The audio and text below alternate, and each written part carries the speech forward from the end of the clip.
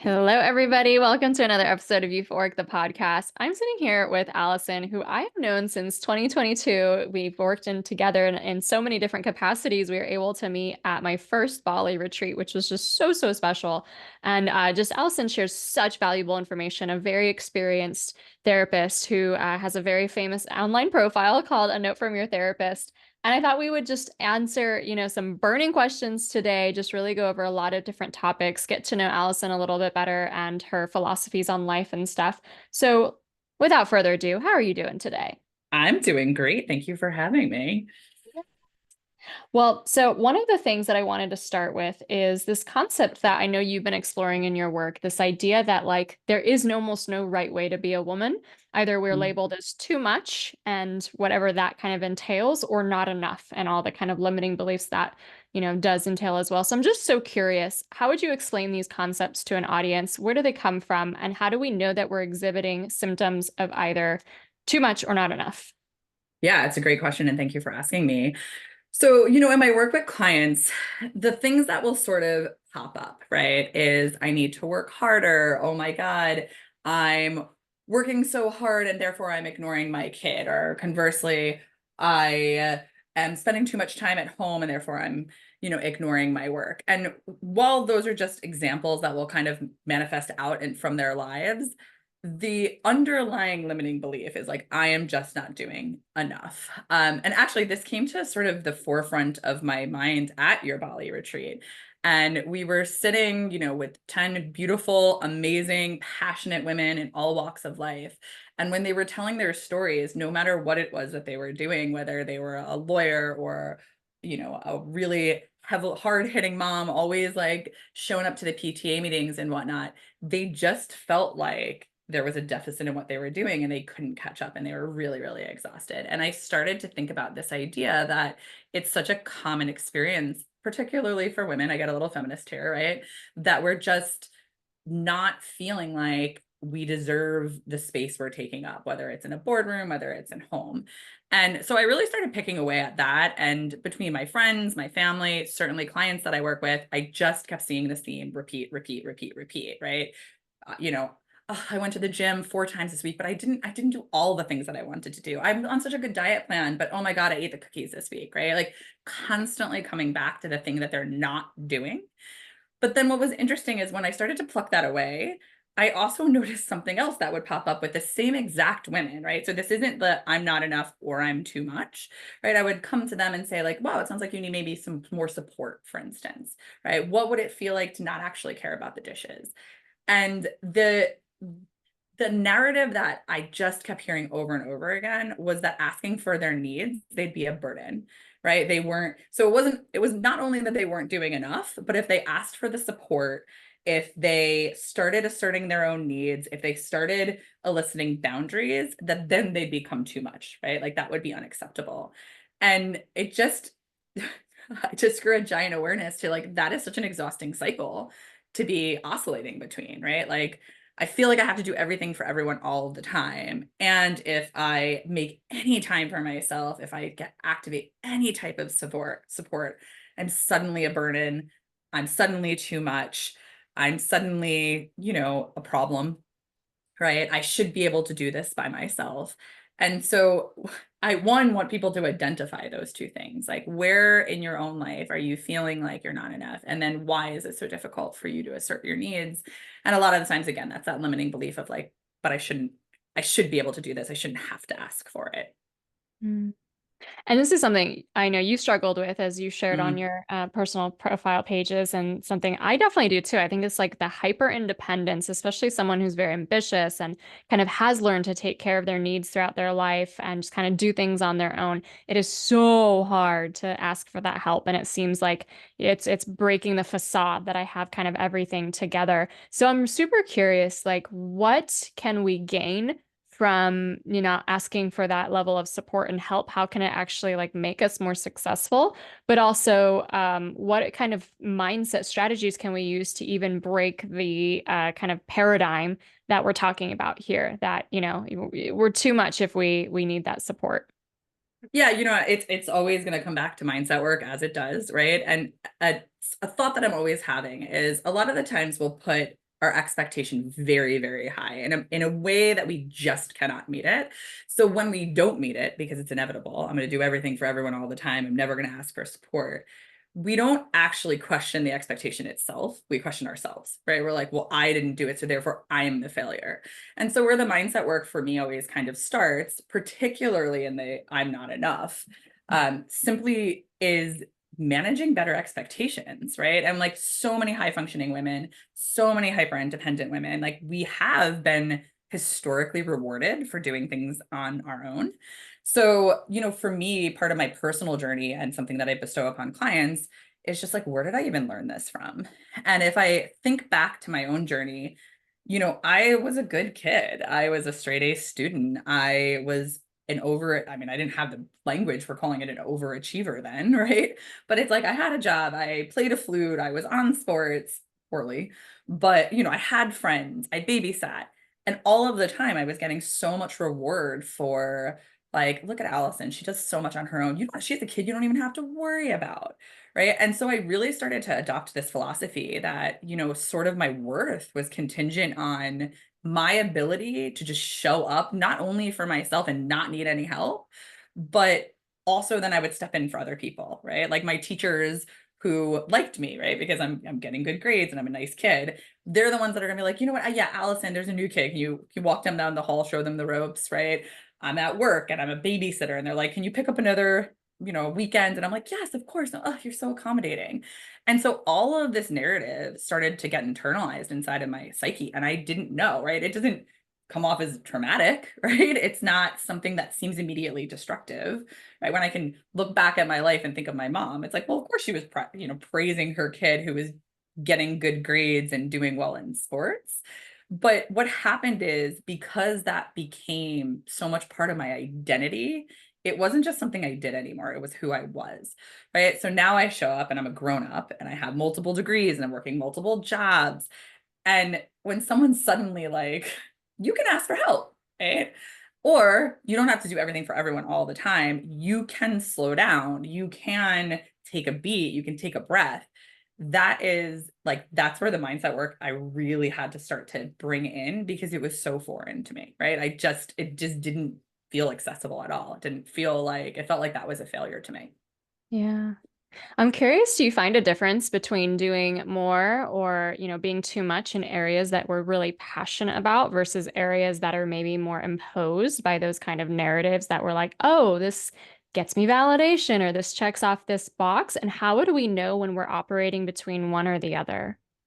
Yes, for at least me personally, and definitely things I've seen in clients, I think there's certain little buckets that we're sort of conditioned to seek that outside validation. It's not even maybe that important to us. And for me, I was a bartender for over 20 years. And I didn't take holidays, right? Like they would ask me to work and I would just say yes. And I did not want to work on Christmas Eve serving Bud Light, right? Like that's just like absolutely was like no part of my passion. It wasn't part of my big vision. It didn't nurture my soul. And yet, again, that just like narrative of, but you say yes to things. That's how you're a good girl. That's how you're a good person. That's how you're a good worker. My work ethic is so important to me. So of course you do that. And I didn't then have the enlightenment or the insight really to even pull back and say, like, is this what I want? Right. And that kind of goes into the like, I'm too much, right? The idea of asking, like, what do I want? Right. Felt like something I didn't deserve, right? I was just kind of going through all of the movements. So now when I am trying to, you know, coach people, whether through a podcast or one-to-one on like, how do you know you're off track? I'm a dork for somatic psychology, and that's really like your mind-body connection. And I think we have a lot of wisdom internally.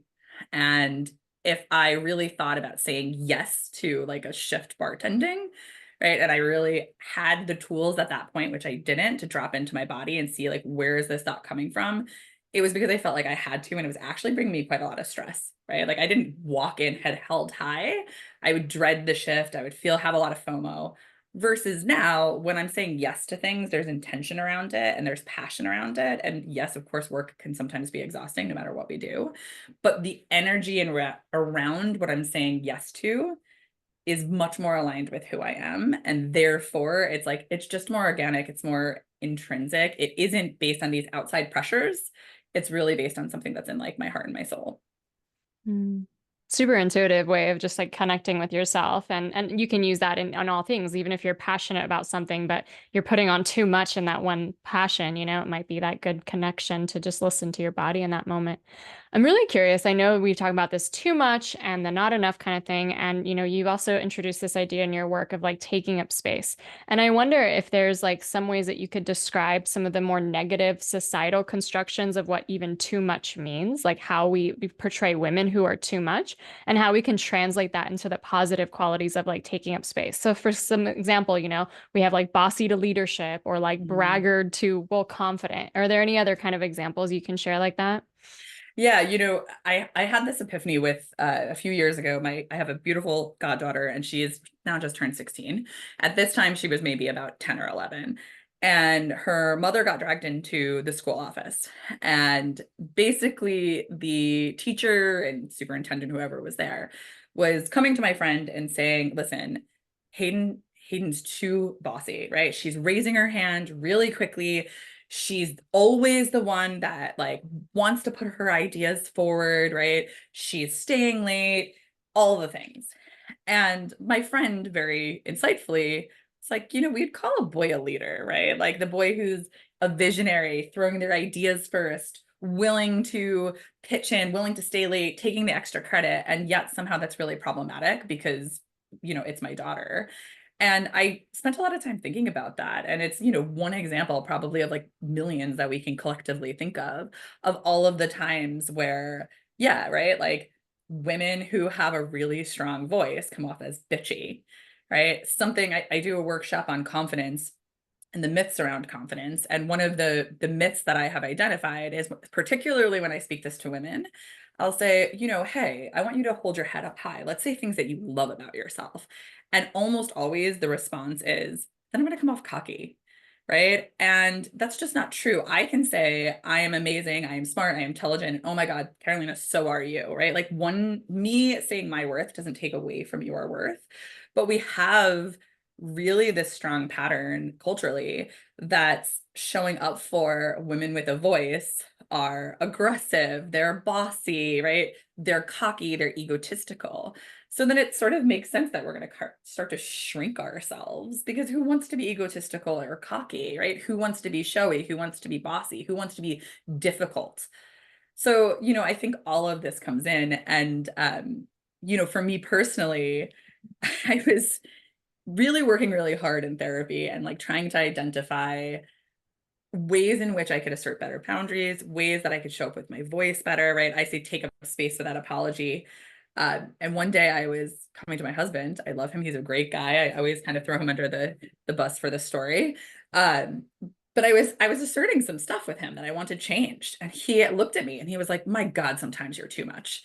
Right. And I went out, with a friend of mine for tacos and I was sitting at dinner with her and I'm like, it's ridiculous. Like, I'm not too much. Like, it's not about me being too much. It's about he needs to rise up to this expectation. I'm not taking up too much space.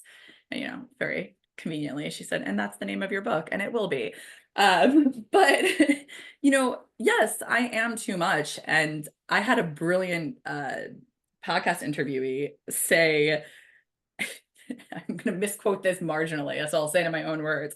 But she's like, if I'm too much for you to swallow, choke. Right. And okay, that's like a bit of an aggressive spin on this, but it does sort of lend to the idea that when we start to hold our heads up high, when we start to say, hey, I'm actually smart, funny, interesting, creative, whatever, you know, other people do have reactions to it. And I think that that can quickly make us smaller. And we have to work through that anyway, because I very much believe from the bottom of my soul that there is a power in modeling. And when we start to see each other rise up, it's going to collectively help us rise. Right.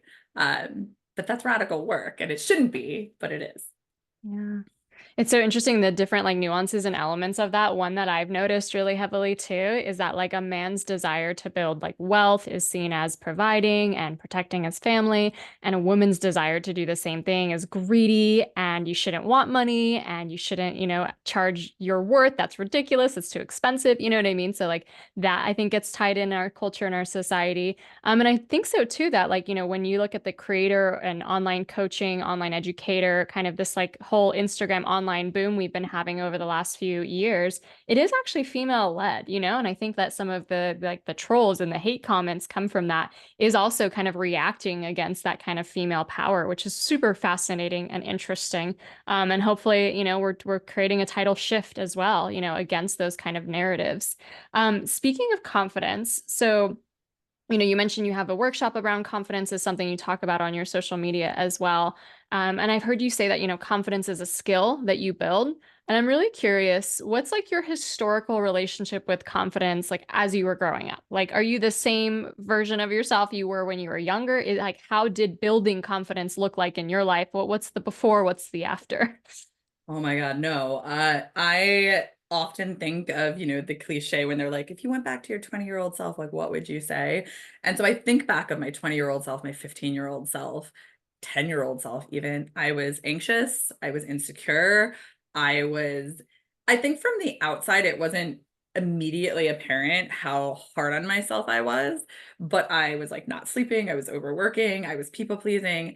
And my confidence was like in the tanker, right? And the reason that I've sort of coined the idea of, I mean, I don't think I've coined it, but I'm going to echo the idea that confidence is a skill, is because when we think about confidence as a trait, which often is what happens, right? It's like, oh my God, I just wish I had the confidence that she has, right? Whether it's in a bikini, like she looks great in a bikini, she's holding herself high, or oh my God, she can ask for a raise. It becomes really inaccessible to us, right? Like confidence is not aligned to like your height, which is just static. You can't really change your height for most of us, right? We can throw on some high heels, but like it's not going to change. But with confidence, it's much more adjacent to something like learning how to play the flute, right? Figuring out your first marathon. It's something that over time, if you start to believe can actually is accessible to you, you actually can bring in, it starts to change. So for me, I slowly started building confidence in areas.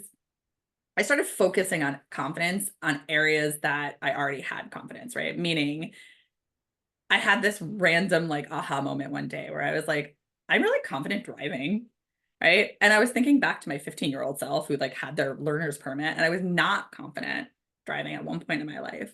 But I practiced enough times that it suddenly just became innate, right? Like I don't really think about I know I'm a good driver, right? And I was thinking, well, if I can do that there, where else can I start to access this in my life? And I started writing again, right? And it started for no one else. I joined a writing circle, right? And it was just creatively for me. And I started to feel more and more confident. And it just was a slow awakening that I could actually activate this in any aspect of my life, whether it's my career, my communication, my relationship, whether it's feeling good in a bathing suit, right? The more that I practice telling myself nice things, right? It always goes back to like mantras and affirmations for me in brain science. The more that I'm embracing I can rather than that's outside of me and I can't, my confidence just shifted. And I now actually shockingly consider myself quite a confident person. And again, that's wild to think that 15, 20, even 10 years ago, right? I was in a relationship I didn't like. I was saying yes to things I didn't like. I was in a job I didn't like. And now I'm like, my whole life has changed. And it's just the belief in that I can have the life that I want and I am worthy. Like I am worthy no matter what is happening outside of myself. Doesn't matter if I'm single or married, employed or non-employed. Like I am a whole human and I can feel good about myself. Mm. Well, I love to see that and hear that because I think it's really compelling when we know someone really had to work on this to be able to believe it as a true story versus like, oh yeah, this was always easy for me, which is kind of like the thing I used to believe that some people just had it or it was easy for them. And I'm really similar. Like I was so insecure growing up. I was like the shy kid. I grew up as the foreigner, like in my school, speaking different languages, having totally different culture and stuff like that. I was, I live in when I was drinking, I was quite like reserved, if you would say, and just kind of even in my body language, I think I carried that so much more. Something I'm still even working on is making sure, like, am I always presenting like the confident version of me? But I've also spoken to people who work like directly on the subconscious without like you even having to speak, and like they can even feel the essence of where I've built that confidence now compared to before, which is just so cool to see that. And obviously, too, I do see just huge progress in my own life. And so, are there any kind of steps? Like, I know you have a whole body of work on this, and you would, probably be able to work on this with someone, in a very in-depth process. But if you're just going to leave the listeners with some tips, like, Yeah. how would you grow confidence? I always start with sort of what feels like a cop-out answer, but it's very important, and it's the basis of mindset work. It's just believing that you can, right? So if we have the limiting thought, which is just simply like, okay, yeah, I'm hearing it, but, right, we've already shut the door. So I always say like, okay, we're gonna fake it till we make it a little bit here, but just start to open the idea of like, what could my life look like if I actually was able to take up space, if I actually did find comfort in asking for it, what I want, even if we're not there yet. So like I start with the mindset work. I typically pair it with affirmations. I'm a big nerd for brain science. So, for me, I every day, even still, wake up in the morning while I'm brushing my teeth and I say something kind to myself, say something empowering to myself, because I was probably saying a bunch of garbage things to myself before, right? And so what we say to ourselves matter. And I just think that that's like a very good, simple, basic starting point.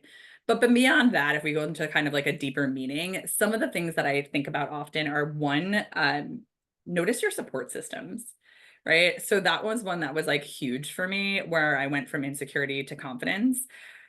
When I felt insecure and doubtful, I was regularly surrounding myself with people who also felt insecure and doubtful, right? And I think our conversation stayed really small. And I made an intentional shift to really, one, notice how I was feeling inside of the company of others, right? Was I feeling gossipy? Was I feeling petty? Was I feeling defensive? And starting to pull away from those relationships. And then noticing the ones that I felt inspired, that I felt connected, that I felt nurtured, that I felt seen, heard, all the good things. And I started moving more towards that. And I do think any type of healing work, it's really difficult to do it completely alone, right? Like who you're surrounding yourself with does have influence on you. So once I started kind of building with my support systems, I've heard you say this. I'm going to, repeat it because I think it's really valuable advice. You know, not only surround yourself with the people who get you, see you, support you, love you, but also surround yourself with people that you find inspirational, right? Because most of us have the stories that you have or I have, which is like, hey, we weren't just gifted this. It was actually work. And so I do think there's a lot of motivation in seeing someone ahead of you and just really appreciating like it helps me to see people ahead of me being like, well, if they did it, I can do it too. And so those are some of the, very easy, quick, as in I can say them quickly. They're hard work when you actually do them. But those are some tips that I always have. And last but not least, I don't think I'm creating the wheel here, but getting a little bit outside of your comfort zone, right? So again, if you're building confidence, I started with, where am I already confident, right? And everybody has something, right? So it's like, you know what? Okay, I'm not confident in a bathing suit. I'm not confident communicating with my partner about what I want them to do. But you know what? I am confident cooking, right? I know that I'm a good singer, right? And like starting to kind of lean into that a bit, because it does nurture the idea that confidence is inside you, right? There's just some that are easier to touch and others that kind of need to be like pulled up and hugged. Yeah, yeah. Oh, so good. And it's so interesting when you're talking about people who inspire you or who've done what you want to do, from the angle that, I've come from sometimes as I'm working as a mentor to other people, or you might be working, in your therapy profession with other people. It's like we know where we came from. We know, that how unconfident or insecure or how stuck or how much we didn't know the answers for certain things. And then, when you get to a place where you figured some stuff out in your life and you have this like modicum of success, I think that's why like successful people often and really believe other people can do it too, because they know where they started. It's not just like, oh yeah, I was blessed and then all these things just kind of fell in my lap. And it really is this earnest belief. Like when I'm working with someone, I believe in them so wholeheartedly, based obviously on so much anecdotal experience I've had with multiple client success stories, but also it's just like that fundamental, like, no, no, no, no, no. If I could do it, trust me, you can do it. Like I really do know that. Let's peel back the door a little bit. You're also a sex positive therapist, which is Mm. just very exciting on the depths and nuances you can go with people, to really create a safe space to share some of those really vulnerable kind of shares, but putting confidence in the bedroom. So I know we might like oftentimes not feel confident in our careers. Maybe we don't feel confident in a bathing suit, so many different elements. And you could, like you said, one area might feel stronger than others. How would you help people feel more confident in the bedroom? What does that even mean? Yeah, so it parallels very strongly to all of the confidence work in general, but we have all these narratives about what intimacy, what sex is supposed to look like. And you know, they're wrong. I'm just gonna say it boldly, right? And so I always think about like the archetype that we have for like good sex, right? And it's like, I don't know, imagine any show you watched with a sex scene, right? It's like it's hot, it's heavy, everybody looks good, it looks natural.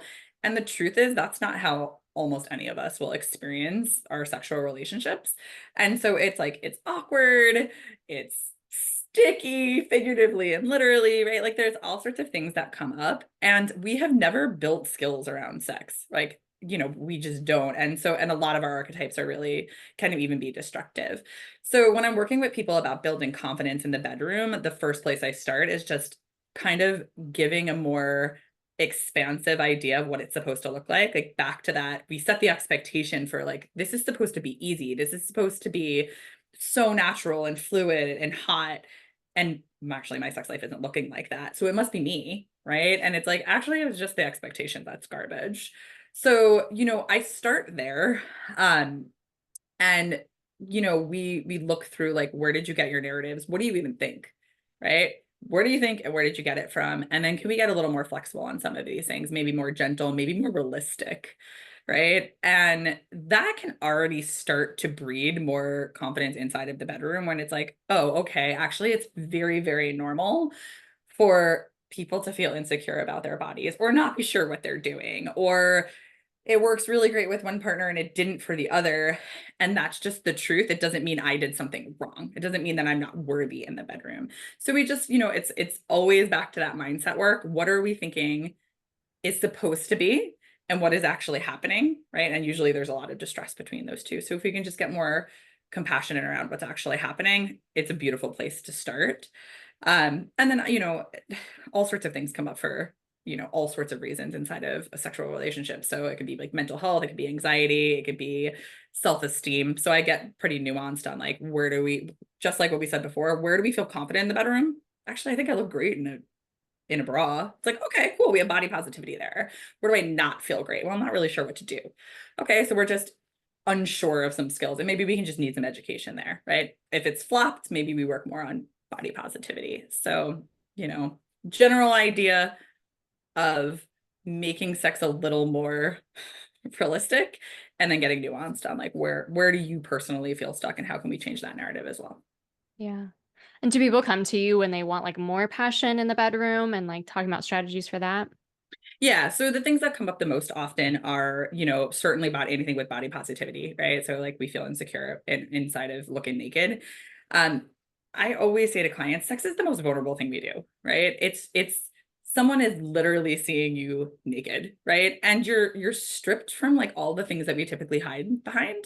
So, communicating in that space, knowing what we want in that space, is hard, right? So that's another reason people come. And then, I would say third most common reason is either they want more sex, more passion in the bedroom, they want less, right? Or there's just like I have a partner and we're not in sync anymore, right? They want more, I want more, and it's off sync. And those I want to normalize those things because they happen to so many of us, especially if you're in long-term relationships. Like our needs change. Yeah. So switching topics a little, thank you so much for the beautiful wisdom you shared on that. You are someone who's made alcohol insignificant in your life. What is your philosophy of an alcohol-free lifestyle? And, I was talking to another therapist that we're both are in network with. And, her philosophy was about, recognizing that when alcohol would be in her life, like she just wouldn't be able to reach her fullest potential. And I love that deeper why, because we can always point to the pain points. Yeah, I didn't feel good after drinking or this or that. And my deeper why comes down to like that's the version of me that plays small. Like without alcohol, I play big. I take center stage of my life. I have this big, beautiful life that makes an impact with other people. So I'm curious, like, what is your kind of philosophy, like that deeper why, that deeper meaning for you? Yeah, I have yes and yes to both of those things. But for me, the thing I notice the absolute most is basically mindfulness, right?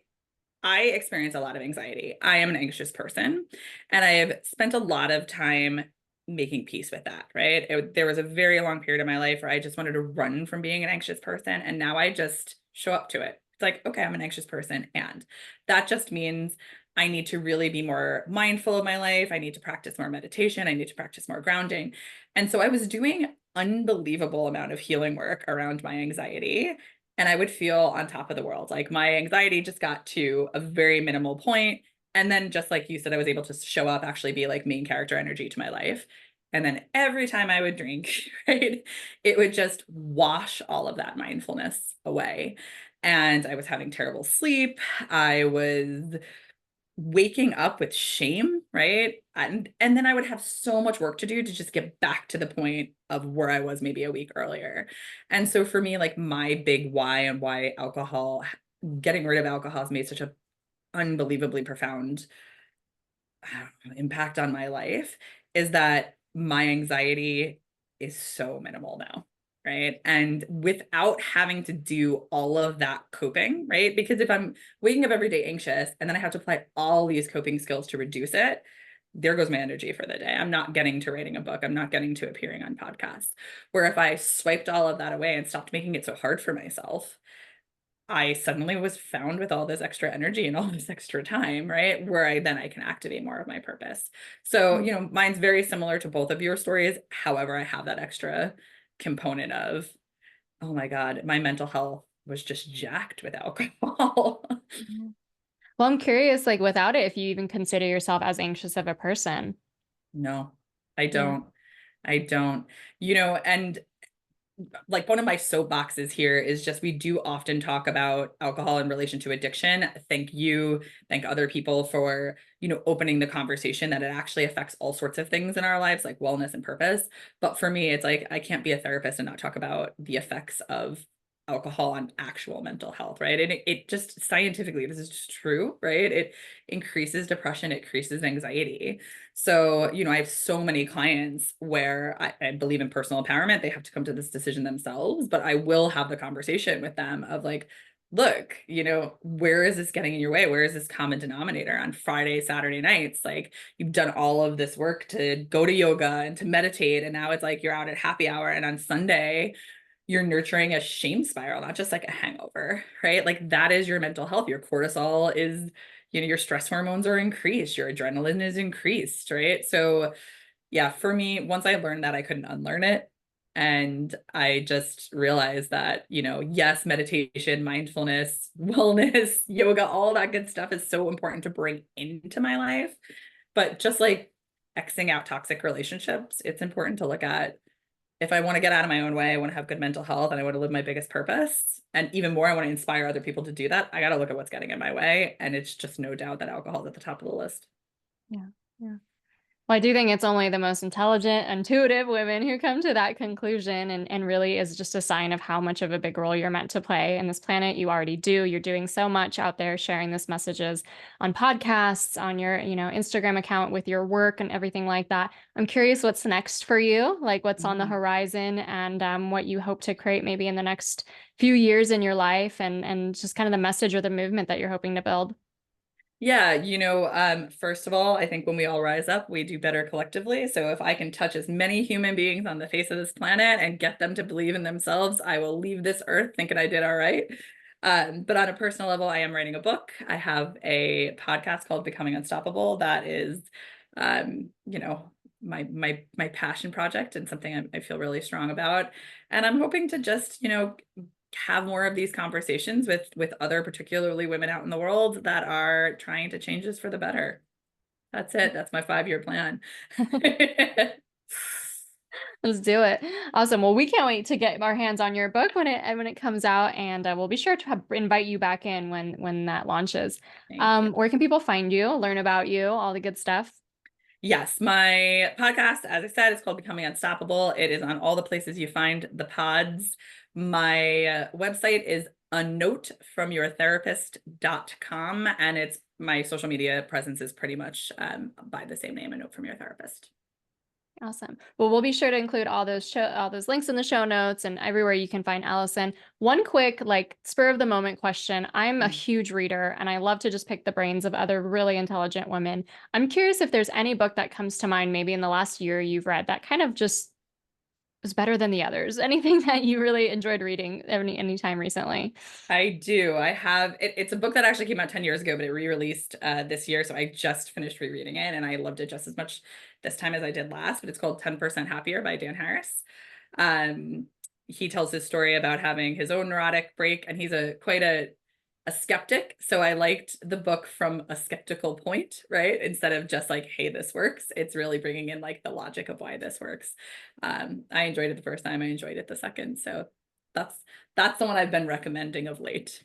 Yeah, love it. Dan Harris is also a fellow non-drinker, so he Yeah. gets it. Amazing, Allison. Well, thank you so much for all your wisdom today. Thank you so much.